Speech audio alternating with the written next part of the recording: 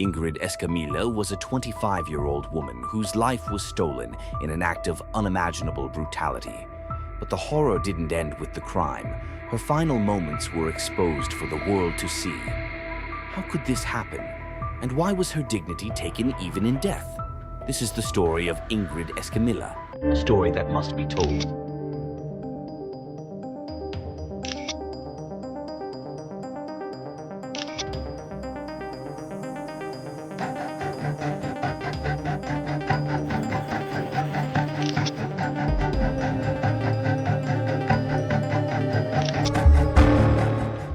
This deep dive takes us into a case that has really stayed with me. It's the murder of Ingrid Escamilla in Mexico City back in February 2020. Yeah. The details are truly disturbing, involving mutilation and attempts to dispose of her body. Yeah. It's a story that grabbed headlines, but we're going beyond those headlines to understand the context of this horrific crime. And it is a case that intersects with several complex issues, domestic violence, mental health, the role of the media.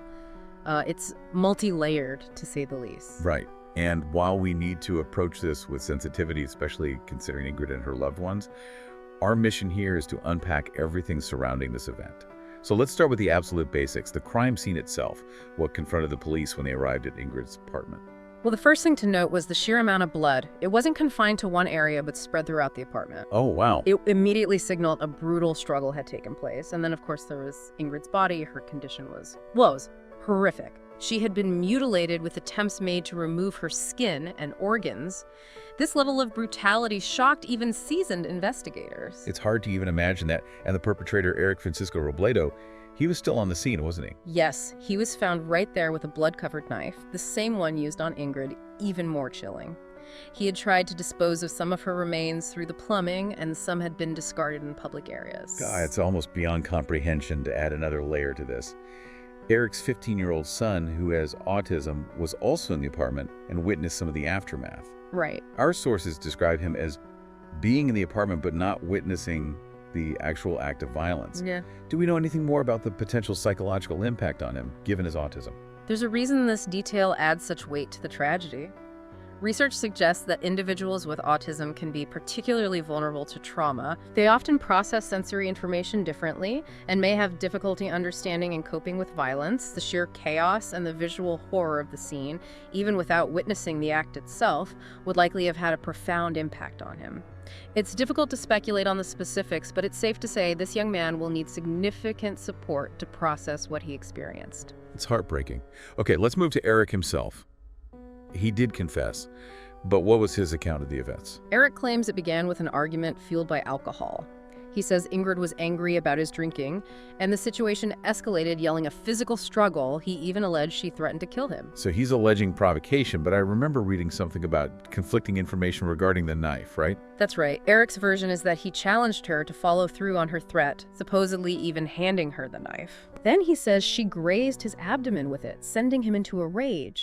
He grabbed the knife back and stabbed her 5 times in the neck. However, some reports suggest Ingrid never actually held the knife and that those wounds on Eric were self-inflicted. It's one of many inconsistencies in his account. And what about his mental state? At the time, he had those self-inflicted injuries and was later sent to a psychiatric facility. This brings up an important point about separating legal responsibility from a psychological understanding. While Eric's mental health is relevant, it doesn't excuse his actions. The courts will have to grapple with that complexity.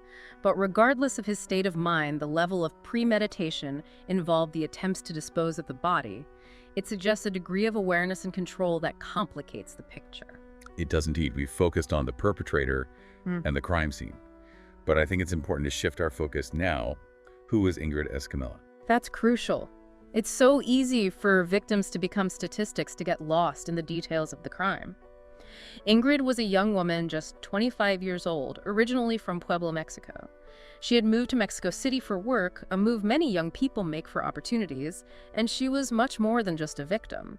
Our sources tell us she loved animals, had a passion for travel, and was full of life. Yeah. There's a real tragedy in realizing that potential was cut short. I find myself getting caught up in the gruesome aspects and forgetting there's a whole life behind that. Is vital to remember that. It is.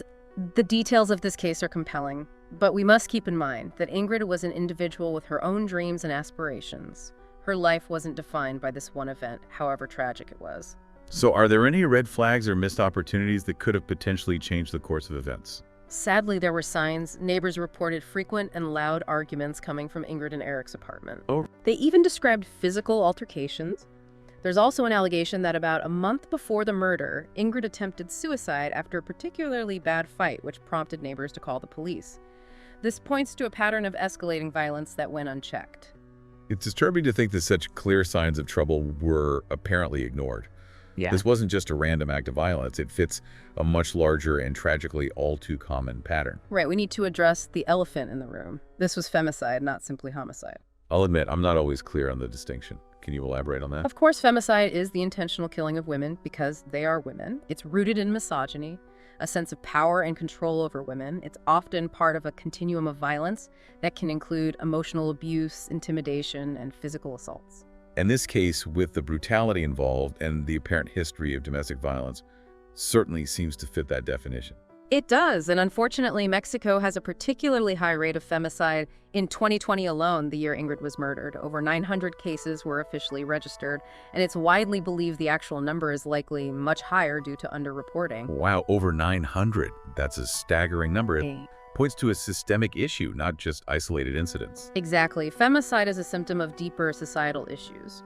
One factor that can't be ignored is the culture of machismo that's prevalent in many parts of Mexico. I've heard that term, but to be honest, I don't really understand what it means beyond a sort of exaggerated masculinity. How does it actually play into violence against women?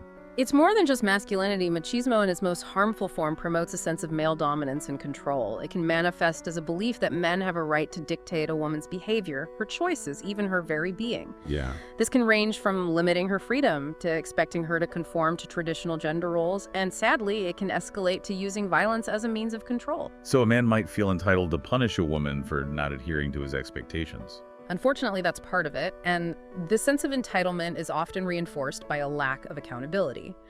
Mexico's justice system has long been criticized for its inadequate response to violence against women.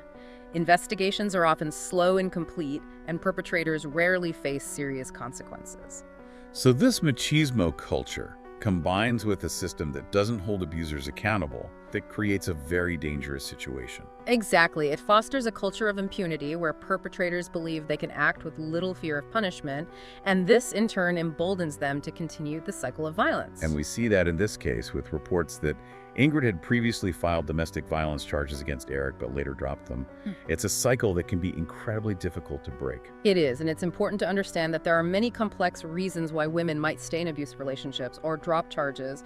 Fear, financial dependence, social pressure, even love itself can be manipulated by abusers to maintain control. And tragically, those factors may have cost Ingrid her life. There's another layer to this case that I think we need to address, though, the media sensationalism. Ah, yes, the leak and spread of his crime scene photos. It's a whole other dimension of injustice in this case. To be honest, I hadn't fully considered that angle. Can you explain why it's so problematic? I can see how it's disrespectful, but is there more to it? It's disturbing on several levels. Firstly, it's a blatant violation of Ingrid's dignity. Her final moments in all their horror were turned into a spectacle for public consumption. It dehumanizes her and reduces her to an object of morbid curiosity. It's almost like she's being victimized all over again, even after death. Exactly, but there's also the potential harm to the investigation. Leaking evidence can contaminate the process, potentially jeopardizing the pursuit of justice. I hadn't thought of that, but you're right. And then there's the larger issue of turning tragedy into entertainment. That's a critical point. When gruesome images are shared and consumed like they were. In this case, it contributes to a desensitization to violence, the real human cost, the suffering, the loss. It all gets lost in the shock value, and that's incredibly dangerous. You're right, it's easy to become numb to these stories when we're bombarded with them constantly. But we have to remember that each one represents a real person with loved ones left behind to grieve. It's a good reminder that the pursuit of clicks and views should never come at the expense of human dignity and respect for the victims. I think that's a perfect place to end part 2. Right. This case exposes not only individual failings, but cracks in our system and our culture as a whole. We'll be back for part 3 to discuss the legal aftermath and the bigger implications for combating femicide both in Mexico and beyond. We've covered a lot of ground in this deep dive: the brutality of the crime, the societal context, the media's role. It's heavy stuff. But before we wrap up, I'm really curious about the legal aftermath. What happened to Eric Francisco Robledo, the man who murdered Ingrid? Well, the legal proceedings in this case were definitely under a microscope, and for good reason. People were watching to see if the justice system would truly hold Eric accountable, especially in a country with such a troubling record on femicide. So what was the outcome? Eric Francisco Robledo was found guilty of femicide and sentenced to 65 years in prison. 65 years. That's a significant sentence, especially compared to what we often see in similar cases. It is, and it's worth noting that this sentence exceeded the typical penalty for homicide. At the time, the court recognized the aggravating factors, specifically citing the gender-based violence and the sheer brutality of the crime. That's encouraging to hear. It suggests that maybe, just maybe, the tide is turning and the judicial system is beginning to take femicide more seriously. It's a step in the right direction for sure, but it's also important to acknowledge the tireless work of activists and advocates who have been pushing for legal reforms and demanding justice for victims of gender-based violence. Their efforts are definitely playing a role in these shifts we're seeing. It makes you wonder, though, is a prison sentence enough? Can we truly achieve justice for Ingrid and for countless other victims simply by punishing the perpetrators? It feels incomplete somehow. That's a question that goes beyond the legal system. Punishment is important. Holding individuals accountable for their actions is essential, but it can't be the only answer. True justice, I think, requires something more. What do you mean, what else needs to happen? We need to address the root causes of this violence. We can't just react to individual crimes. We have to look at the bigger picture. And that means tackling those harmful societal norms, promoting gender equality, and providing education and resources to prevent violence before it even occurs. So shifting the culture itself, not just responding after the fact. Exactly. We need a society where women are valued, respected, and empowered, a society where violence against women is simply unthinkable. That sounds idealistic, but it's hard to argue with that vision. It brings us back to the question we posed earlier to our listeners. What can each of us do to contribute to this change? Where do we even begin to tackle such deeply ingrained issues? It starts with awareness. We have to educate ourselves and others about the prevalence and the very real impact of gender-based violence. It's about recognizing those subtle ways that sexism and misogyny show up in our everyday lives. So paying attention to the language we use, the jokes we tell, the stereotypes, we perpetuate those things matter. They absolutely matter. We need to challenge those subtle forms of bias that contribute to a culture where violence against women is tolerated or even excused. And beyond awareness, what are some concrete actions we can take? Supporting organizations working to combat gender-based violence is a powerful step. Donating to shelters, volunteering your time, spreading awareness about their work, those actions make a real difference. What about on a more personal level? What can we do within our own communities and circles? It's about speaking up when you see or hear something that's wrong, challenging those sexist jokes or comments, supporting the women in your lives, believing them when they share their experiences of harassment or abuse. Creating a culture of accountability where we don't just turn a blind eye to these issues? Exactly. And having empathy, listening with open hearts, creating safe spaces for women to share their stories and access support. These are the building blocks of a more just and equitable world. You know, it strikes me that while Ingrid Escamilla's case is a tragedy, it's also a potent reminder that change is possible. Her story has sparked conversations, it's ignited movements, and has forced society to confront this uncomfortable reality. You're absolutely right. The road to a truly just and equitable world is long, but stories like Ingrid's serve as a beacon guiding us towards a future where violence against women is no longer tolerated. And with that powerful thought, we'll conclude our deep dive into the Ingrid Escamilla case. We hope this conversation has challenged you, informed you, and maybe even inspired you to take action, because each of us has a role to play in creating a world free from violence. Thanks for joining us.